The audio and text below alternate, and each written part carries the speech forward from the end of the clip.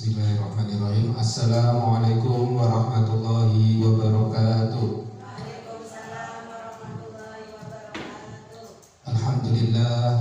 Alhamdulillahi rabbil alamin. Wa bihi nasta'in ala umuri dunya waddin. Wassalatu wassalamu ala asrafil anbiya'i wal mursalin wa ala alihi wa sahbihi ajma'in, amma ba'd.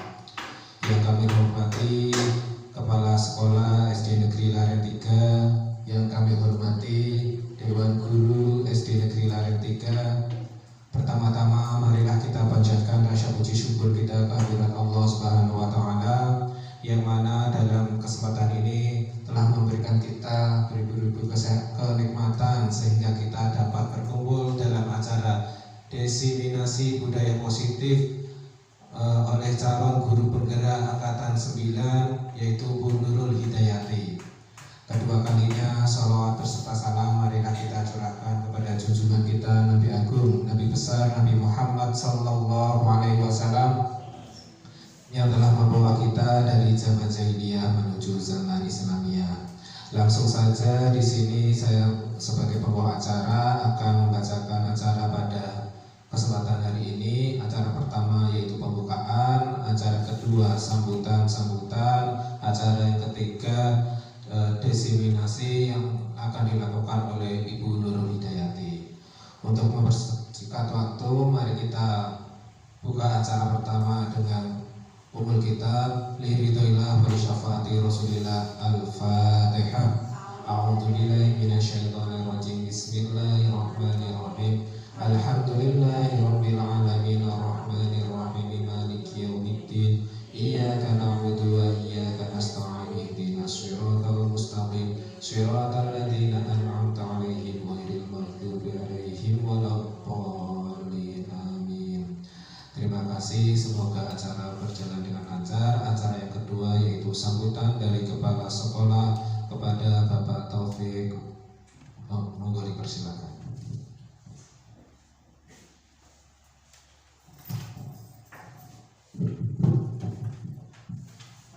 Assalamualaikum warahmatullahi wabarakatuh.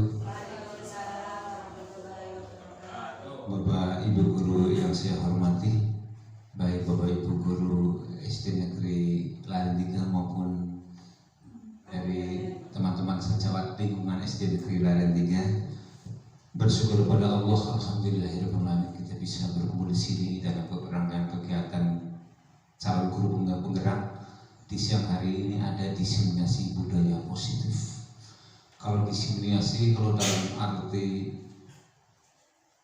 istilahnya makna secara terjemah mungkin kegiatan dalam suatu balai untuk pengembangan rekayasa teknologi, tapi dalam artian yang simpel mungkin yang penyampaian gagasan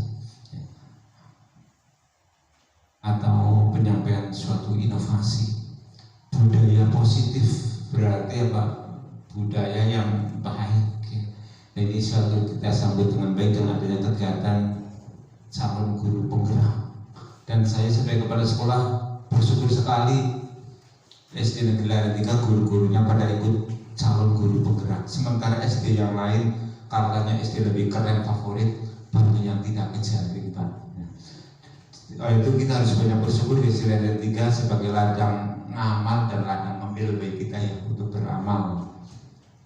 Silakan, ini tidak hanya untuk kegiatan CGP saja, silakan diimplementasikan di lapangan. Apalagi di sini sudah ada yang bukan CGP lagi, ada yang GP, guru penggerak. Nah, guru penggerak sekarang apa? Silakan apa yang kita dapatkan dalam CGP silakan diimplementasikan untuk bergerak dan menggerakkan SD Negeri Laren 3. Begitu juga Bu Nurul, silakan kegiatan untuk CGP silakan ikuti saja proses dengan baik karena sukses adalah singkatan dari suka proses ya. Silakan koordinasikan dengan kepala sekolah dan teman-teman, insya Allah kita bisa sukses bersama, nggak usah terlalu banyak pikiran di semua orang ya. Begitunya yang belum CGP silakan semangat pada ikut CGP ya, karena itu suatu program. Misalnya nanti ada orang-orang CGP atau guru penggerak yang kurang pas, itu bukan berarti programnya tidak benar ya. apa saja mesti ada hal-hal ketimpangan itu, marilah kita semakin kritisi dan kita sempurnakan ya. Karena kita tidak ada yang sempurna. Silakan, mudah-mudahan kegiatan ini bisa berlangsung dengan lancar, tidak ada halangan suatu apa, dan ini kegiatan ini sukses untuk Bu Nurul dan sukses untuk kita semua, bisa menginspirasi kita semua ya. Silakan berselamat berkegiatan Bu Nurul, dan kita teman-teman kita sambil bersaiman. Dari saya cukup sekian saja ya. Segala salah mohon maaf. Assalamualaikum warahmatullahi wabarakatuh.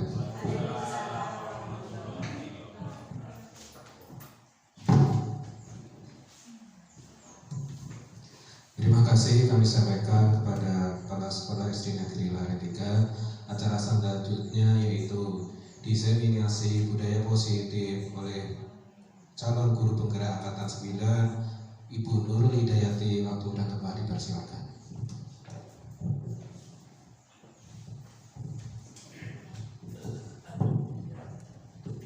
Assalamualaikum warahmatullahi wabarakatuh. Alhamdulillahirabbil alamin wassalatu wassalamu ala asrofil anbiya'i wal mursalin wa ala alihi wa sahbihi ajma'in, amma ba'du. Kepada Bapak Kepala Sekolah Bapak Taufik SPD beserta Dewan Guru SD Lare 3 yang kami hormati, dan kepada tamu undangan yang bersedia mengikuti acara diseminasi budaya positif yang kami hormati pula.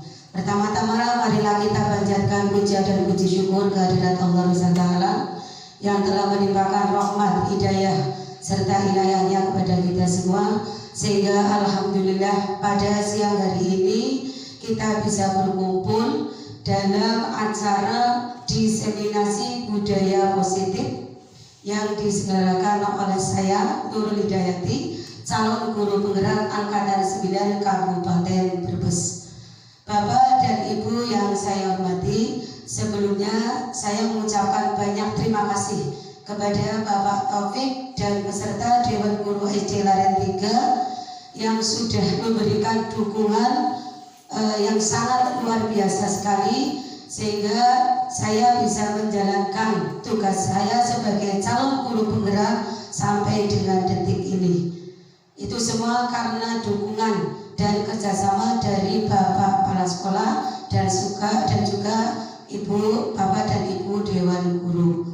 Terima kasih, dan juga saya pribadi minta maaf apabila hari ini saya sudah mengganggu jam kerja, jam istirahat Bapak dan Ibu. Saya pribadi mohon maaf yang sebesar-besarnya. Untuk acara diseminasi budaya positif kegiatan awal, saya minta kepada Bapak Ibu nanti melakukan ice breaking dulu supaya untuk penyegaran dari pagi jam 7 sampai tadi ya jam 11 lebih Bapak Ibu sudah mengajar di kelas, itu otomatis seluruh anggota tubuh, jiwa dan raga itu sudah terkuras. Nah, sekarang saya mengajak Bapak dan Ibu untuk melakukan ice breaking atau untuk bersenang-senang. Nah, monggo saya persilakan nanti berdiri semuanya di depan. Clue yang nanti akan saya berikan, yang pertama, kalau saya mengatakan angka 1 berarti nanti Bapak dan Ibu jongkok ya. Yuk, tapi di depan meja aja semuanya ya, supaya bisa jongkok. Ini jongkok angel meja nih. Iya, kita bersenang-senang dulu untuk merelaks anggota tubuh kita itu supaya rileks ya. 1 itu nanti jongkok, yang 2 tepuk tangan 2 kali. Nah, kemudian 3 itu lari di tempat. Kemudian yang keempat dia mematung. Kita praktek dulu ya. 1, 2, 3, 4. Nah, ulangi. 1, 2, 3, 4. Sekarang soalnya konsentrasi. 3. Ulangi. Ya, ulangi. 1, 2, 3, 4.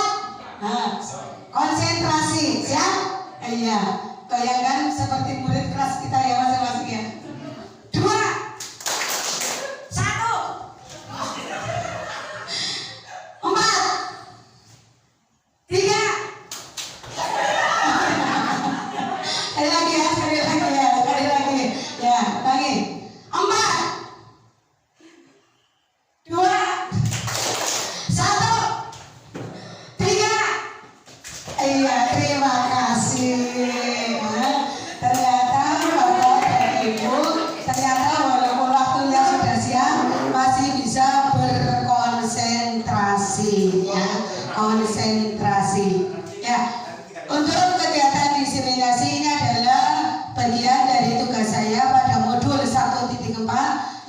tentang budaya positif.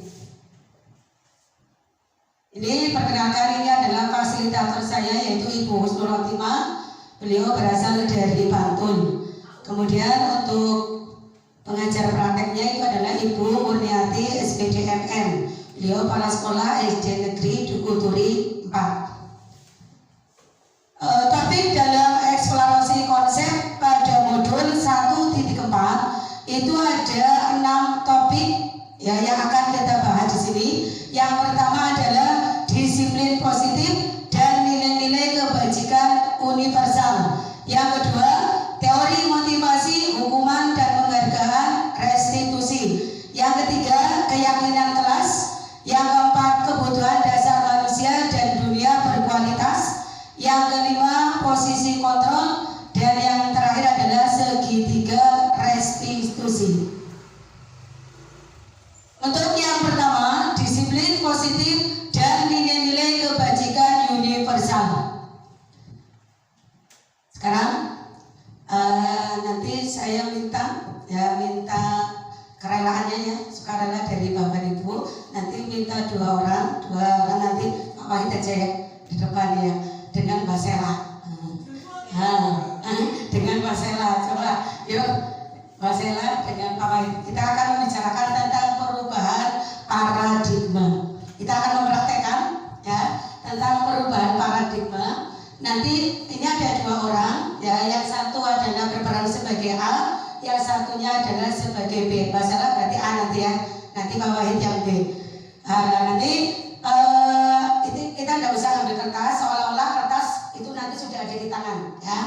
Kemudian nanti yang Mbak Sela berarti yang megang di dalam tangan itu ada benda yang paling berharga, terserah, mungkin emas, mungkin HP, atau mungkin Mas siapa itu yang paling berharga yang Mbak Sela ya? Mas Wahid yang paling berharga. Itu nanti dipegang dengan kepala yang sangat kuat. Nanti Pak Wahid coba nanti membujuk ya, merayu supaya nanti apa yang ada di dalam genggamannya itu bisa jenengan ambil ya, bisa jenengan ambil. Silakan mau seperti apa rayuannya?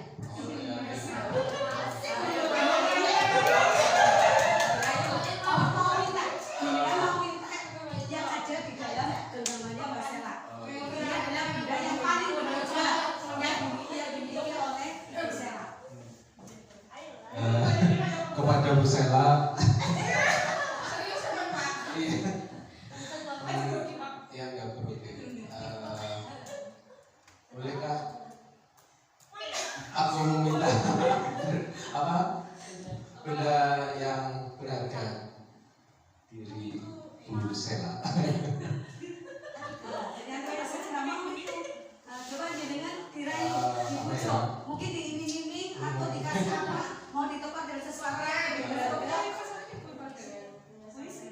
Yang dipegang benda berharga Bu Sela bolehkah ditukar dengan apa ya?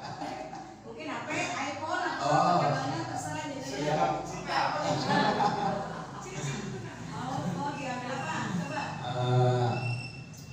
Kalau bisa diberikan ke saya, akan kukabulkan dua permintaan.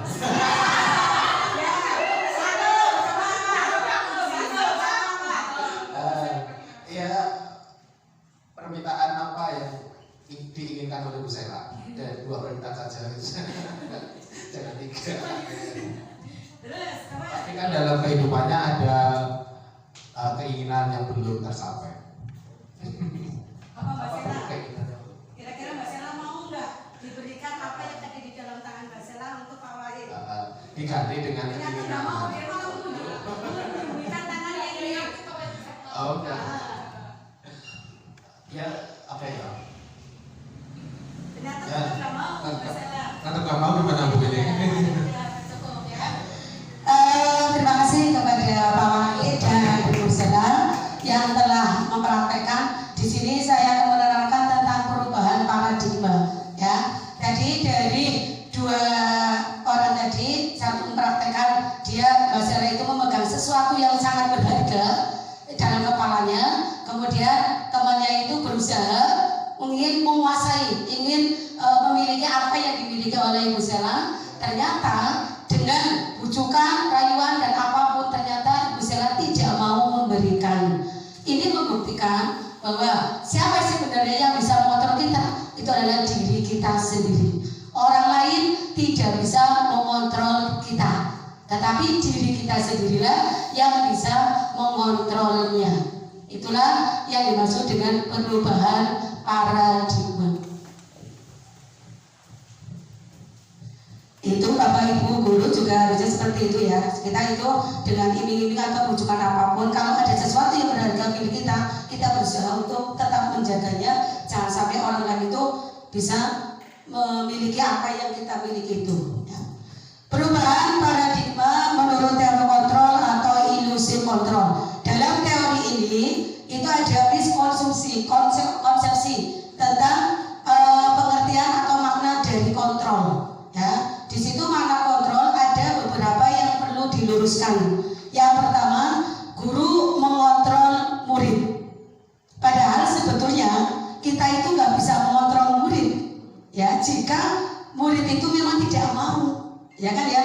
Tetapi terkadang kok murid pada saat itu bisa kita kontrol karena dia dalam keadaan sadar mau dikontrol. Tetapi ketika dia sadar bahwa dia sedang dikontrol, dia tidak akan mau. Itu membuktikan bahwa guru mengontrol murid itu adalah salah, makna kontrol yang salah. Yang kedua, kritik dan membuat orang merasa bersalah dapat menguatkan karakter. Memang kita sebagai guru, kita memang harus sering memberikan kritikan kepada murid kita, tetapi kritikan yang seperlunya. Artinya kritikan itu kritikan yang membangun, bukan kritikan yang justru akan menjatuhkan rasa kepercayaan diri pada murid. Kemudian yang ketiga, penguatan positif, efektif dan bermanfaat. Itu adalah salah ya. Kenapa? Karena ketika kita memberikan nasihat, bujukan-bujukan yang baik kepada murid ya, secara mendalam, justru murid itu malah menjadi ketergantungan kepada gurunya. Ketergantungan kepada gurunya ya. Maksudnya dia tidak akan memiliki rasa mandiri untuk dirinya sendiri. Kemudian yang keempat, orang dewasa memilih hak untuk memaksa. Itu juga teori yang keliru ya. Bahwa menentukan pilihan itu adalah hak masing-masing manusia.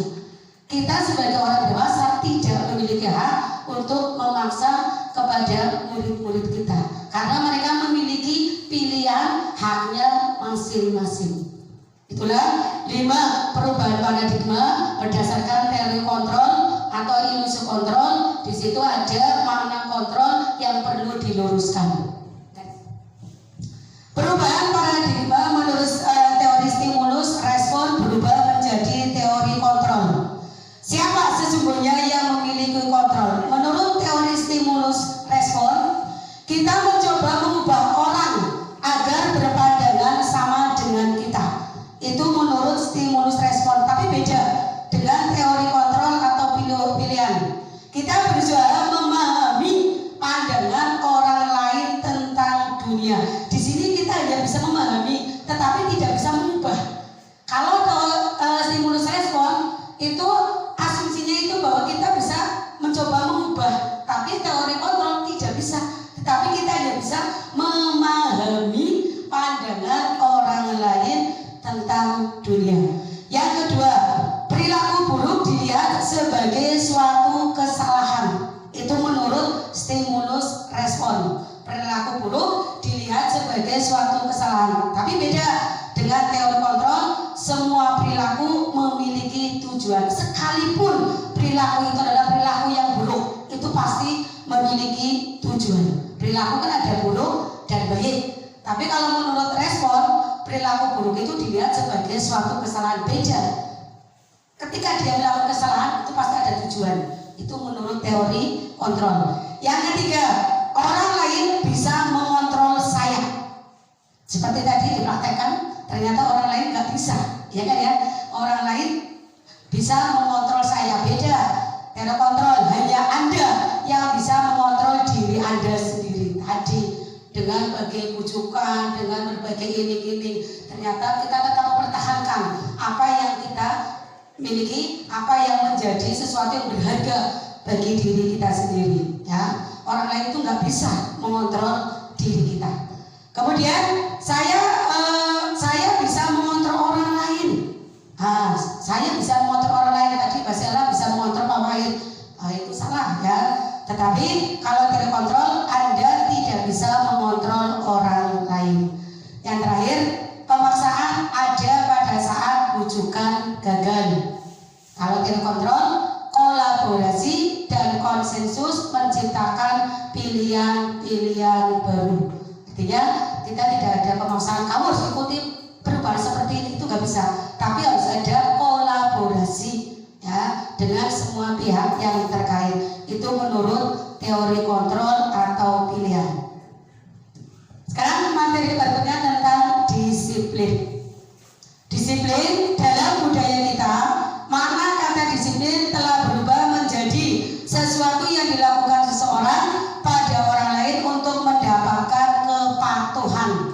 Kecenderungan umum adalah hubungan kata disiplin dengan ketidaknyamanan, bukan dengan apa yang kita hargai atau pencapaian suatu tujuan mulia. Itu kata disiplin. Disiplin itu untuk mendapatkan kepatuhan, ya, bukan di sini. Disiplin itu membuat orang lain itu atau murid kita itu tidak nyaman, bukan, ya. Tetapi bagaimana mereka itu bisa menghargai terhadap semua pencapaian yang sudah dilakukan. Itu makna kata disiplin yang sebenarnya, ya, tidak justru menimbulkan ketidaknyamanan. Untuk selanjutnya yaitu tentang nilai-nilai kebajikan universal. Sifat-sifat positif manusia yang merupakan tujuan mulia yang ingin dicapai setiap individu, bersifat universal, lintas bahasa, suku, bangsa, agama maupun latar belakang. Setiap perilaku memiliki satu tujuan dengan mengaitkan nilai-nilai kebajikan yang diyakini seseorang, maka motivasi intrinsiknya akan terbangun menggerakkan motivasi dari dalam untuk dapat mencapai tujuan mulia yang diinginkan.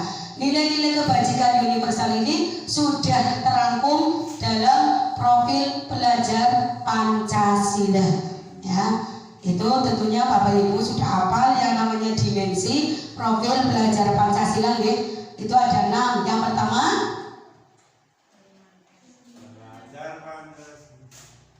iman dan bertakwa Tuhan, ya.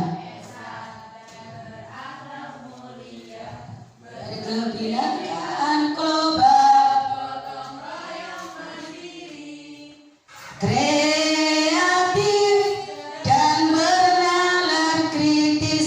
Di profil pelajar Pancasila itu semuanya sudah memuat nilai-nilai kebajikan universal. Beriman, bertakwa kepada Tuhan Yang Maha Esa dan berakhlak mulia. Kemudian ada berkebinekaan global, mandiri. Kemudian bergotong royong, kreatif dan bernalar kritis. Nah, seperti yang kemarin ya, pada waktu kita menyusun visi kan seperti itu ya. Cuman dari 6 dimensi ini kan tidak mungkin kita bisa semuanya dicapai dalam waktu yang bersamaan. Kita mengambil poin-poin yang penting. Paling tidak dari dimensi pelajaran profil Pancasila ini, di dalamnya ada nilai kebajikan universal yang bisa kita sampaikan kepada anak didik kita. Sekarang tentang teori motivasi, hukuman dan penghargaan dan restitusi. Yang pertama adalah teori motivasi perilaku manusia. Nah, di sini ada 3 tentang perilaku manusia, dan perilaku itu merupakan motivasinya ada 2. Ada motivasi eksternal, itu berarti dari luar. Kemudian ada motivasi internal yang merupakan tujuan dari disiplin positif. Untuk yang pertama, teori motivasi perilaku manusia yang pertama, untuk menghindari ketidaknyamanan atau hukuman, ya. Untuk menghindari menghindari ketidaknyamanan atau hukuman. Apa yang akan terjadi apabila saya tidak melakukannya? Ya, artinya ketika kita murid-murid kita yang melakukan sebuah kesalahan, ya, tetapi dia melakukan sesuatu itu karena menghindari ketidaknyamanan. Lah daripada kau dihukum guru nih, kan seperti itu ya. Lah akhirnya kan seperti itu. Jadi ketika dia melakukan suatu tindakan atau perilaku karena ya untuk menghindari ketidaknyamanan atau mungkin hukuman dari bapak dan ibu gurunya, itu adalah motivasi yang datangnya dari luar, dari motivasi eksternal. Ya. Yang kedua, ya, perilaku manusia karena ingin untuk mendapatkan imbalan dari orang lain atau institusi. Itu juga termasuk motivasi eksternal, datangnya dari luar. Apa yang akan saya dapatkan apabila saya melakukannya? Jadi ketika anak didik kita itu melakukan sesuatu, itu karena ada imbalan, ya, imbalan mungkin dari gurunya atau mungkin imbalan dari sekolahnya. Ya, dia baru mau melakukan itu karena ada iming-iming, ya, ada iming-iming. Mau ada rajin, otak ada ibu-ibu. Satu, kalau besok lagi kamu seperti ini, ya itu karena dia melakukan perilaku itu karena untuk mendapatkan imbalan dari orang lain. Itu juga termasuk motivasi eksternal, datangnya dari luar, karena tadi imbalan dari orang lain. Yang ketiga, untuk menghargai diri sendiri. Ya, nah, untuk menghargai diri sendiri ini adalah motivasi internal, ya, motivasi yang datangnya dari siswa itu sendiri, dari kita sendiri. Saya akan menjadi orang yang seperti apa bila saya melakukannya. Nah, ketika dia berperilaku apa, dia sudah berpikir, kalau saya melakukan ini, saya akan menjadi orang seperti apa. Itu munculnya dari dalam dirinya sendiri, bukan karena dia takut untuk menghindari ketidaknyamanan, untuk mendapatkan imbalan, tapi untuk menghargai dirinya sendiri. Ya. Kalau saya berbuat seperti ini, perilaku saya seperti ini, berarti nanti saya akan menjadi orang yang seperti apa. Itu munculnya dari dalam diri sendiri, motivasi internal.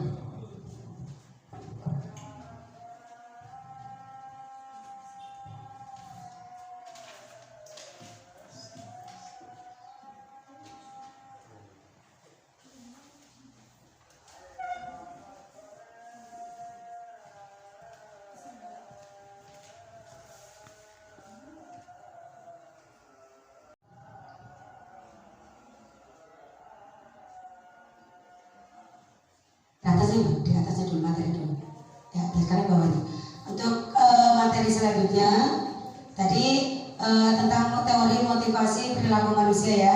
Itu tadi sudah dijelaskan. Ada motivasi katanya dari luar eksternal dan juga ada motivasi internal. Next. Ya, sekarang kita akan membedakan hukuman dan konsekuensi. Ya, sebelum nanti saya menjelaskan apa itu hukuman, apa itu konsekuensi. Di sini ada beberapa tindakan guru 1, 2, 3, 4, 5, 6, 7. Coba nanti Bapak Ibu guru sambil membaca. Untuk yang pertama itu kira-kira hukuman atau konsekuensi. Ya, 2. Coba nanti bisa sambil disimpan di sini ya. Nanti saya akan tanya satu-satu. Ya, menurut Bapak Ibu guru, tindakan guru yang pertama itu termasuk hukuman atau konsekuensi. Mencatat 100 kali di dalam buku kalimat. Saya tidak akan terlambat lagi karena terlambat ke sekolah. Itu menurut Bapak Ibu hukuman atau konsekuensi? Hukuman. Hukuman? Mencatat 100 kali. Ini mungkin ada yang mungkin berpengalaman, ya. Tapi kayaknya sekarang enggak. Kalau zaman dulu memang pernah seperti itu, ya. Mungkin Bapak Ibu juga pernah mengalami, pernah juga seperti mencatat 100 kali di dalam buku kalimat. Coba, ini yang pertama hukuman atau konsekuensi? Hukuman. Oke. Yang kedua, lari mengelilingi lapangan basket 2 kali karena terlambat hadir di sekolah. Hukuman atau konsekuensi? Hukuman. Oke. Yang ketiga, murid diminta untuk push up 15 kali karena tidak menggunakan masker ke sekolah. Hukuman atau konsekuensi?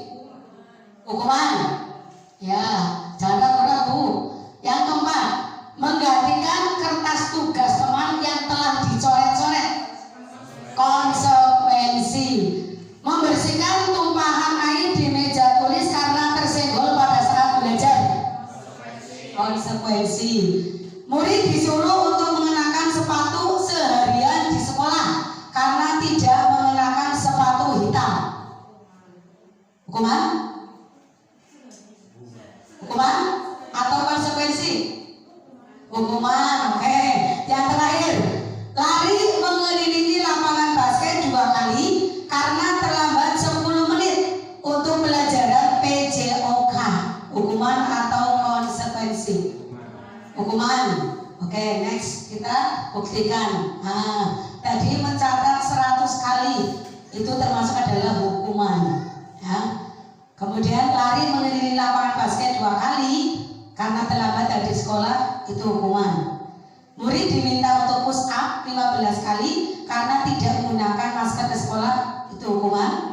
Menggantikan kertas tugas teman yang telah dicoret-coret, itu konsekuensinya.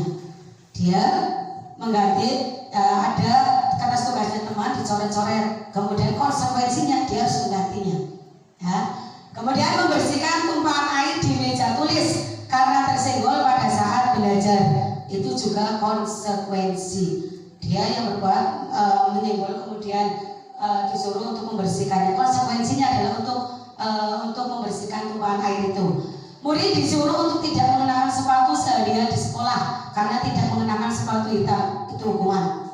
Kemudian yang terakhir, lari mengelilingi lapangan basket 2 kali karena terlambat 10 menit untuk belajar PJOK, itu ada konsekuensinya karena dia sudah terlambat 10 menit ya. Jadi disuruh untuk mengelilingi lapangan basket 2 kali.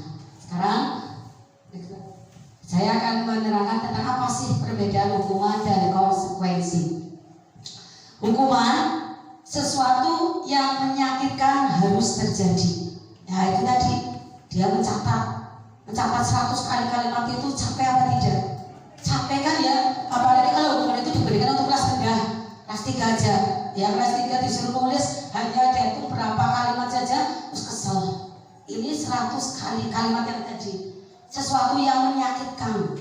Ya dia merasa tersiksa, tersakiti, diberi hukuman seperti itu. Konsekuensinya, kalau itu sesuatu itu harus terjadi. Ya sesuatu itu harus terjadi, itu konsekuensi. Ya. Kemudian hukuman membuat anak sakit fisik maupun hati untuk jangka waktu yang lama. Ya, kalau ada anak yang pernah dihukum seperti ini, dia akan mengingatnya sampai dia pun menjadi orang dewasa. Ya, saya yakin Bapak Ibu pasti punya pengalaman, masih ingat memorinya. Saya pernah dulu dihukum guru seperti ini. Karena apa? Tidak mengerjakan PR. Itu membuat anak sakit fisik ataupun hati untuk jangka waktu yang lama sampai akhirnya anak itu bisa trauma, betul, dia merasa sakit dan trauma. Saya benci dengan guru ini, kemudian aku seperti ini, kan seperti itu ya. Itu kalau kita memberikan hukuman. Tapi kalau konsekuensi itu adalah membuat anak merasa tidak nyaman dalam jangka waktu pendek, hanya saat itu saja. Jadi pada jangka waktu pendek, jadi dia hanya bisa mengingatnya pada waktu itu saja. Itu konsekuensinya. Tadi contohnya dia mencoret-coret buku tugasnya temannya. Konsekuensinya dia harus mengganti bukunya hanya saat itu saja. Besoknya sudah bukan lagi. Beda kalau hukuman. Apalagi kalau hukumannya itu adalah disuruh lari-lari, ditonton teman-temannya, itu kan menyakitkan dan itu akan diingat terus sampai kapanpun dalam jangka waktu yang lama. Kemudian anak membenci kedisiplinan, itu kalau hukuman. Dia benci dengan aturan-aturan yang disiplinan yang diterapkan di sekolahnya atau mungkin di tempat-tempat yang lain. Anak menghargai disiplin karena dia tahu kalau saya berbuat seperti ini, konsekuensinya seperti ini, dia akan lebih menghargai disiplin. Kemudian hukuman itu adalah paksaan. Terpaksa. Saya yakin anak yang dihukum itu pasti melakukan karena terpaksa. Paksaan. Beda dengan konsekuensi. Karena itu adalah stimulus kemudian memberikan tanggapan. Oh, saya harus seperti ini. Itu dari stimulus kemudian berubah menjadi tanggapan-tanggapan yang tentunya adalah yang positif. Kemudian hukuman itu adalah mendorong anak menyakiti diri sendiri. Ini bahaya sekali. Ketika kita memberikan hukuman, itu justru bisa mendorong anak itu bisa menyakiti dirinya sendiri. Itu sangat berbahaya sekali. Ya. Karena mungkin dia sudah dipermalukan, ya kan ya. Anak yang diberi hukuman, ditonton begitu banyak teman-temannya, kan malu. Sampai akhirnya mungkin dia bisa menyakiti dirinya sendiri. Itu banyak sekali. Dia pendam di sekolah, di rumah dia pendam, sampai akhirnya bisa jadi saya trauma berangkat ke sekolah. Nanti di rumah dia melakukan sesuatu yang negatif tanpa pengawasan dari orang tua, mendorong anak menyakiti diri sendiri. Tapi kalau konsekuensi, mendorong anak agar mudah menyesuaikan dirinya. Artinya dia akan bersikap lebih berhati-hati, ya. Kemudian hukuman itu adalah konsep diri yang buruk. Kalau konsekuensi, konsep diri yang baik. Artinya ketika dia melakukan suatu kesalahan, ada konsekuensinya, dia akan merubah dirinya menjadi orang yang jauh lebih baik. Kemudian kalau hukuman itu adalah anak belajar untuk menyembunyikan kesalahan. Saling tuduh-tuduhan seperti itu ya. Oh iya, karena takut. Lah cuma dong aku maunya dihukum. Kan seperti itu. Anak belajar menyembunyikan kesalahan. Itu kalau kita memberikan hukuman. Kalau berkonsekuensi, anak belajar untuk mematuhi peraturan. Nah, anak belajar untuk mematuhi peraturan. Kemudian yang terakhir hukuman itu adalah marah, rasa bersalah, dipermalukan, merasa tak dihargai. Itu pasti. Ketika dia dihukum, dia pasti merasa marah. Kemudian ada rasa bersalah, kejugan gitu, ya. Istilahnya kayak bocah ini katanya saya menyesal kejugan. Gara-gara itu saya jadi dihukum seperti ini. Kemudian dipermalukan, merasa tidak dihargai. Ya, dihargai orang-orang yang ada di sekitarnya, gurunya atau mungkin teman-temannya. Kalau konsekuensi, kehilangan hak, dibuat tidak nyaman, diasingkan hanya untuk sementara. Hanya untuk sementara. Kehilangan hak, mungkin ketika teman-temannya sudah belajar, dia konsekuensinya harus membersihkan apa. Itu dia hanya kehilangan hak, tetapi hanya untuk sementara. Ya, bukan dalam jangka waktu yang panjang, tetapi hanya bersifat time out, ya.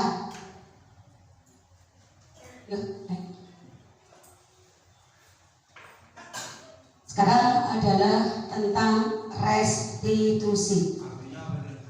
Ya, restitusi, proses menciptakan kondisi bagi murid untuk memperbaiki kesalahan mereka, sehingga mereka bisa kembali pada kelompok mereka dengan karakter yang lebih kuat. Restitusi merupakan proses kolaboratif yang mengajarkan murid untuk mencari solusi masalah mereka dan membantu murid berpikir tentang orang seperti apa yang mereka ingin menjadi tujuan mulia dan bagaimana mereka harus memperlakukan orang lain. Ini pendapat menurut Gosen tahun 2004 bahwa restitusi itu menciptakan kondisi murid supaya mereka bisa memperbaiki kesalahan mereka, sehingga ketika mereka kembali pada kelompoknya itu dengan karakternya yang baik, yang jauh lebih baik, karakternya yang jauh lebih kuat, ya. Jadi dalam kegiatan restitusi ini ada proses kolaboratif antara guru, antara murid untuk mencari solusi masalah mereka. Kita akan tentunya setiap hari menghadapi berbagai macam kesalahan yang dilakukan oleh murid-murid kita, ya kan, ya, itu otomatis. Tetapi bagaimana kita menuntun mereka agar mereka bisa memperbaiki kesalahan dari mereka itu, sehingga ketika mereka itu kembali dalam kelompoknya itu sudah memiliki dengan karakter yang jauh lebih kuat atau karakter yang jauh lebih baik. Itu yang dimaksud dengan restitusi. Ciri-ciri restitusi. Yang pertama, bukan untuk menebus kesalahan, namun untuk belajar dari kesalahan. Ketika siswa melakukan kesalahan, ya, dia belajar dari apa yang sudah dia lakukan. Ya, itu ciri-ciri yang pertama, belajar dari kesalahan, tapi bukan untuk menebus kesalahan. Saya melakukan ini karena untuk menebus kesalahan kemarin yang saya lakukan, bukan. Tetapi dia bisa belajar dari kesalahan yang sudah dia lakukan. Yang kedua, memperbaiki hubungan. Ketika kita melakukan kesalahan, ketika murid kita melakukan kesalahan, itu pasti ada hubungan yang tidak baik.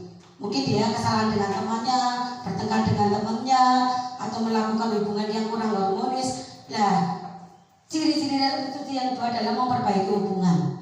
Nah, memperbaiki, ada kegiatan kolaboratif, ya, untuk memperbaiki hubungan, ya, dari siswa-siswa atau kita yang melakukan kesalahan.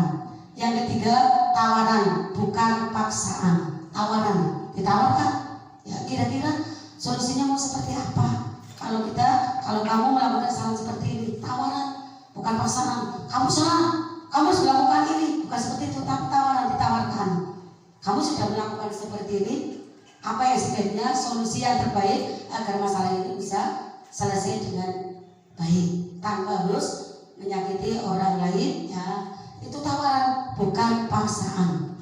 Ciri-ciri yang keempat, restitusi itu menuntun untuk melihat ke dalam diri, menuntun, ya, menuntun untuk melihat ke dalam diri. Kita tahu yang namanya siswa, namanya manusia itu kan di dalam diri kita itu ada yang namanya karakter baik, ada yang karakter buruk, jelek, ya.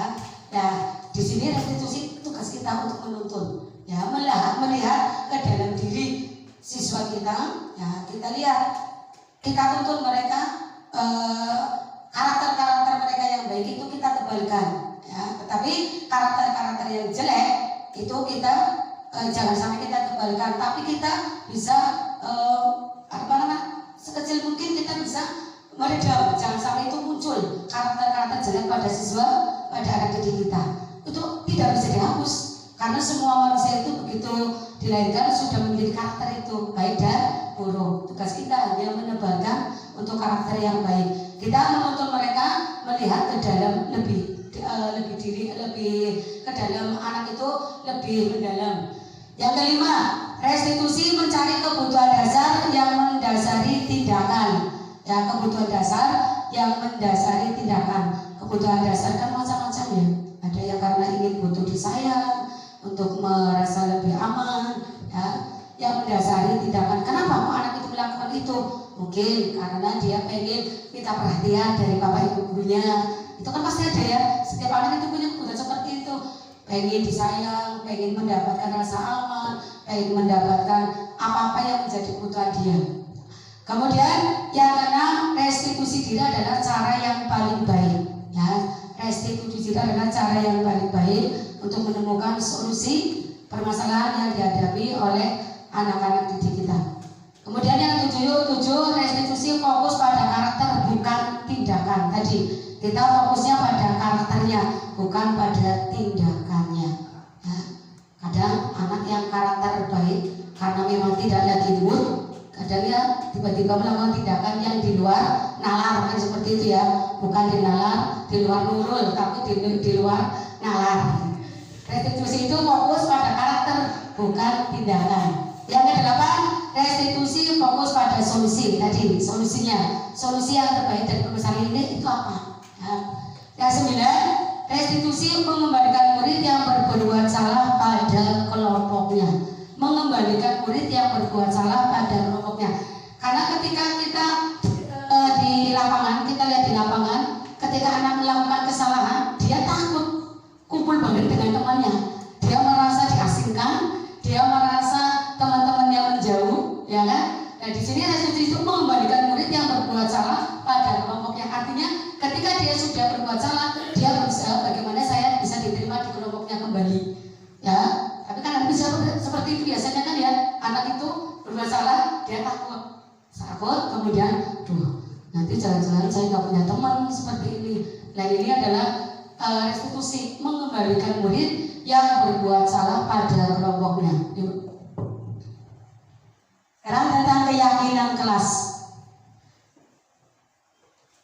Mengapa tidak peraturan? Mengapa harus keyakinan kelas? Yang pertama, mengapa kita memiliki peraturan harus menggunakan helm bila mengendari roda 2? Sekarang saya mau tanya, pertanyaan yang pertama, mengapa kita memiliki peraturan harus menggunakan helm bila mengendari kendaraan roda 2? Untuk apa? Untuk keamanan, iya. Ya, karena supaya kita aman, ya. Yang kedua, mengapa kita memiliki peraturan 3M, menggunakan masker, mencuci tangan, dan menjaga jarak 1,5 meter? Mengapa? Karena untuk kesehatan, untuk kebersihan, untuk keamanan. Yang ketiga, mengapa kita memiliki peraturan harus datang tepat waktu? Karena untuk kedisiplinan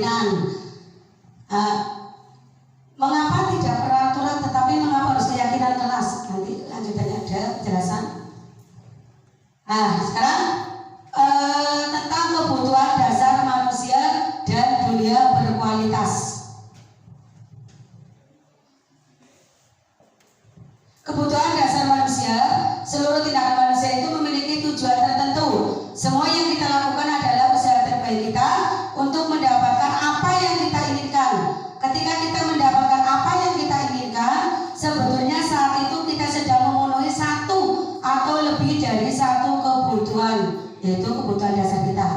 Ketika seorang murid melakukan suatu perbuatan yang bertentangan dengan nilai-nilai kebajikan atau melanggar peraturan, hal itu sebenarnya dikarenakan karena mereka gagal memenuhi kebutuhan dasar mereka. Apa sih kebutuhan dasar manusia itu? Yang pertama, kebutuhan untuk bertahan hidup. Kebutuhan yang bersifat fisiologis untuk bertahan hidup, misalnya tentang kesehatan, rumah, makanan. Nah, kebutuhan biologis ini sebagai bagian dari proses reproduksi, termasuk kebutuhan untuk tetap bertahan hidup.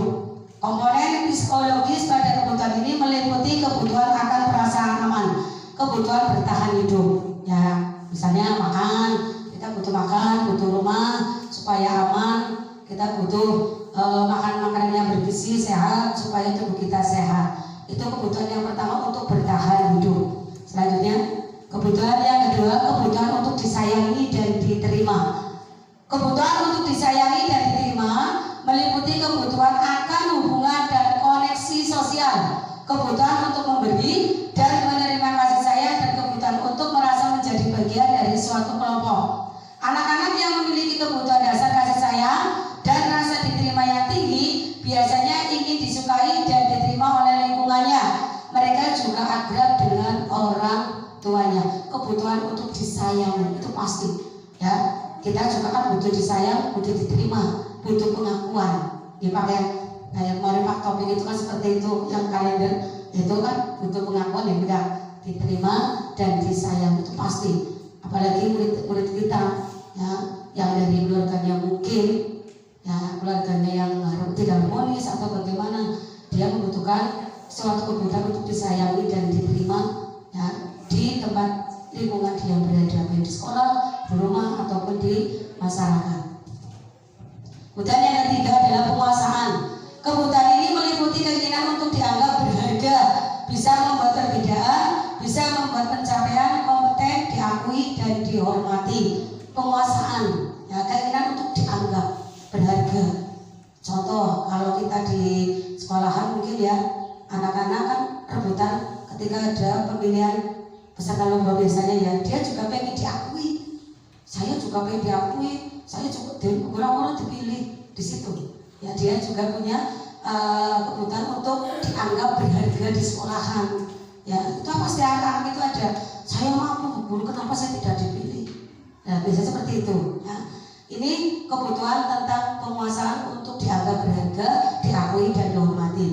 Kebutuhan berikutnya adalah kebebasan. Kebutuhan akan kemandirian, otonomi, memiliki pilihan dan mampu mengendalikan arah hidup seseorang.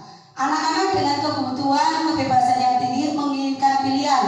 Mereka perlu banyak bergerak, suka mencoba-coba, tidak terlalu terpengaruh orang lain, dan senang mencoba hal baru dan menarik. Kebebasan ini sering kita alami ketika kita mengajarkan sesuatu. Kadang-kadang guru bosan, kue mani pelajaran ini, tema mani, bu guru ganti, guru kan seperti itu ya. Nah, itu anak butuh kebebasan seperti itu. Bu guru, orang tua gambar bu bebas ya bu guru. Nah, itu di situ anak butuh kebebasan. Ada kebutuhan kemudian kadang kita membutuhkan kebebasan. Nah, tugas kita sebagai guru menuntun, ya kan ya, menuntun mereka sesuai dengan kebutuhan dasarnya. Kita berusaha untuk memenuhi kebutuhan dasar dari mereka. Kemudian kesenangan, kebutuhan untuk mencari kesenangan bermain dan tertawa. Bayangkan hidup tanpa kenikmatan apapun betapa menyedihkan. Belajar menghubungkan kebutuhan akan kesenangan dengan belajar. Di sini kebutuhan untuk tertawa, ya, senang bermain. Tapi kadang kita sebagai guru kurang sabar ya. Ketika kita sedang menerangkan, kok bocah panas itu dobrok-dobrok, ada sekali berisik, seperti itu. Padahal dia butuh kesenangan, ya, untuk mencari kesenangan bermain dan tertawa. Tapi tetap kita kontrol, maksudnya tidak berangkat jujurnya, itu bukan, ya. Tapi di sini di dalamnya kita memenuhi kebutuhan mereka, kesenangan mereka, tetapi tetap dalam pengawasan kita sebagai guru. Betul, iya, sekali-kali 1 tahun sekali kita piknik, Pak, piknik, ya, dengan siswa atau mungkin hanya dengan guru-gurunya. Coba. Sekarang posisi kontrol. Posisi kontrol ya, itu ada diantaranya ada satu. Next ya.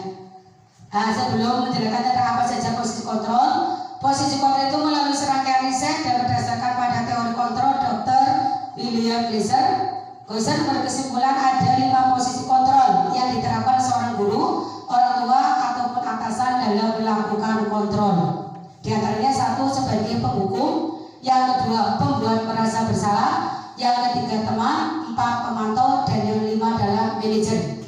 Penghukum, seorang penghukum bisa menggunakan hukuman fisik maupun verbal, kata-kata. Ya, itu seorang, kalau kita berada di posisi kontrol yang pertama sebagai penghukum, itu bisa menggunakan hukuman fisik ataupun verbal.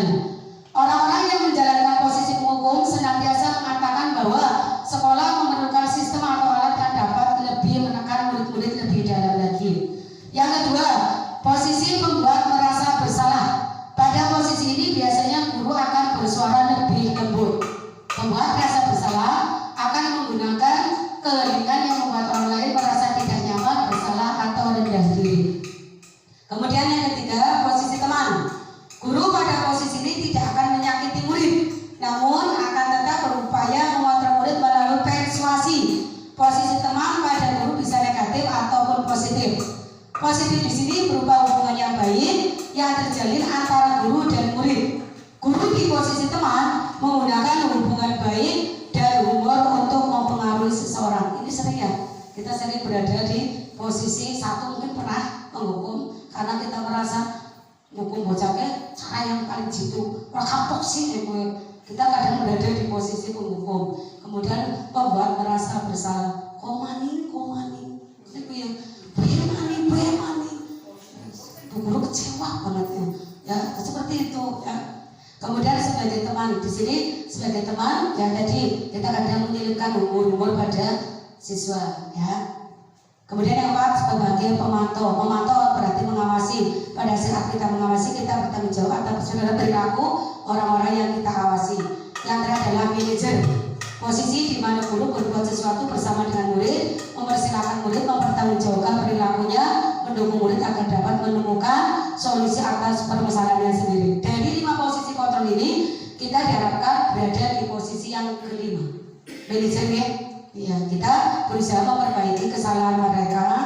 Kita jangan sampai menyakiti secara fisik atau verbal. Kita tetapi di sini adalah memperbaiki kesalahan mereka, karakter mereka, agar mereka itu bisa diterima di kelompoknya sendiri, kelompoknya kembali, tetapi dengan karakter yang jauh lebih baik. Ya, siapakah yang mengatakan ini? Contohnya ini, saya kecewa sekali dengan kamu. Itu biasa dikatakan sebagai pada posisi kontrol, membuat orang merasa bersalah. Saya kecewa sekali dengan kamu. Mungkin Bapak Ibu pernah seperti ini ya. Terus yang kedua, kamu tidak pernah benar melakukannya. Kamu tidak pernah benar melakukannya. Tak pernah benar melakukannya. Salah gue. Itu sebagai penghukum. Yang mengatakan adalah penghukum. Ayolah lakukan dari ibu dan bapak. Itu posisi teman.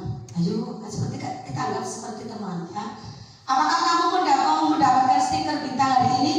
Itu mengawasi perilaku mereka sebagai pemantau. Perilaku mereka kita awasi, ya. Kemudian bagaimana kamu bisa menyelesaikan masalah ini? Nah, di sini ada kata menyelesaikan masalah. Itu posisinya pada manajer.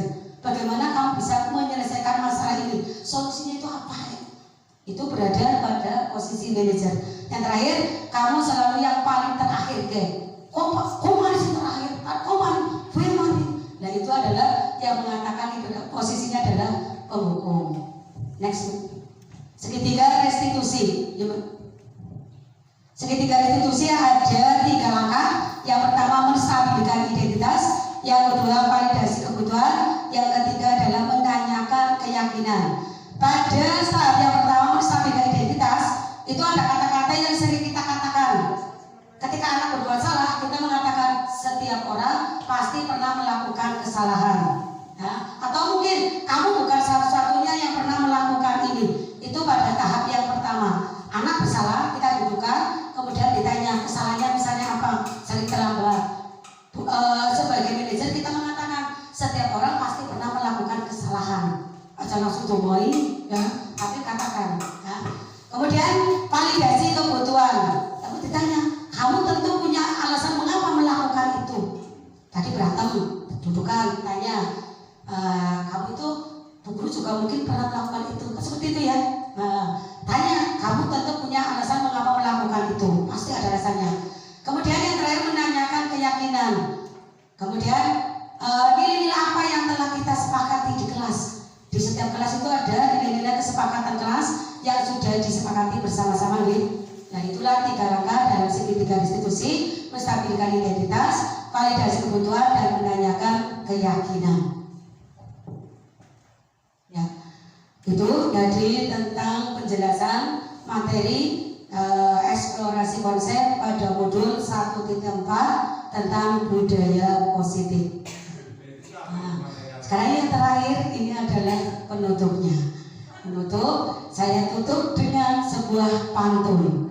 Hari Rabu dinas ke Karangdawa, naik kuda membawa pepaya. Terima kasih hadirin semua sudah berkenan mendengar saya. Terima kasih. Mana? Pepaya Pak. Kalau durian nanti belakangnya nggak cocok kalimat terakhirnya. Walaupun kenyataannya tadi kita membawa durian, tapi dalam bentuk pantun saya membawa pepaya karena sudah berkenan mendengar saya. Sekali lagi saya mengucapkan terima kasih kepada Bapak Kepala Sekolah beserta Dewan Guru dan tamu undangan yang sudah berkenan mengikuti kegiatan diseminasi budaya positif sebagai tugas saya di aksi nyata modul 1.4. Mudah-mudahan apa yang saya sampaikan tadi itu bermanfaat untuk kita semua dan kita bisa menerapkan di sekolah kita masing-masing sesuai dengan tadi teori kontrol. Yang perlu ditekankan di sini adalah pada posisi manajer. Kita berusaha berada di posisi manajer. Ya, kita menuntut mereka agar mereka itu memiliki karakter yang lebih kuat, lebih baik ketika mereka melakukan kesalahan dengan tadi melakukan kegiatan restitusi.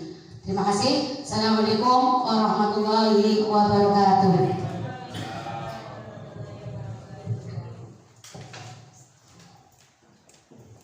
Alhamdulillah, acara diseminasi budaya positif oleh